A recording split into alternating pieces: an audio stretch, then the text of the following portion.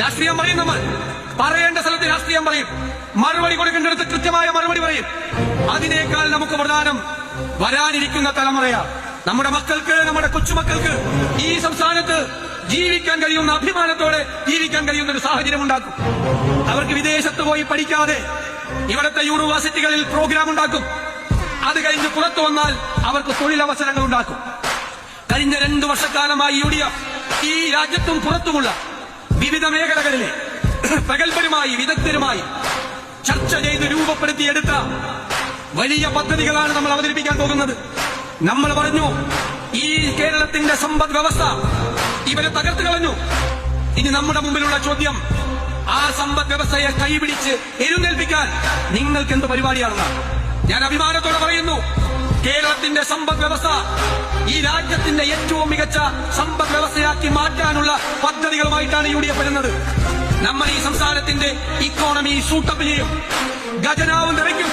പൂച്ച വെട്ടിക്കിടക്കുന്ന കേരളത്തിലെ ഖജനാവിൽ പണമുണ്ടാകും. വികസന പരിപാടികൾ നടത്താൻ, ജനക്ഷേമ പരിപാടികൾ നടത്താൻ, സാധാരണക്കാരന്റെ കണ്ണീരൊപ്പാൻ, അവനെ ഹൃദയത്തോട് ചേർത്ത് നിർത്താൻ, അവന്റെ സങ്കടങ്ങൾ അവസാനിപ്പിച്ചവന്റെ ജീവിത നിലവാരം ഉയർത്താൻ സമ്പദ് വ്യവസ്ഥയെ മെച്ചപ്പെടുത്തും.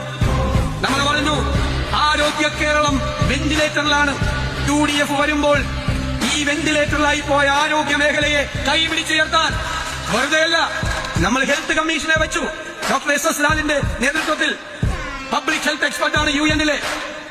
നിരവധി ഡോക്ടർമാർ ഹെൽത്ത് കോൺക്ലേവ് നടത്തി നമ്മളൊരു ഡോക്യുമെന്റ് ഉണ്ടാക്കിയിട്ടുണ്ട്. ആ ഡോക്യുമെന്റ് കേരളത്തിന്റെ ആരോഗ്യ ചരിത്രത്തെ മാറ്റി എഴുതും. 10,000-കണക്കിന് കുട്ടികൾ, ലക്ഷക്കണക്കിന് കുട്ടികൾ കേരളത്തിൽ നിന്ന് പുറത്തേക്ക് പോവുക. ഈ പോക്ക് പോയാൽ നമ്മൾ പറഞ്ഞു, കേരളം 5 വർഷത്തിനകം വൃദ്ധസദനമായി മാറും.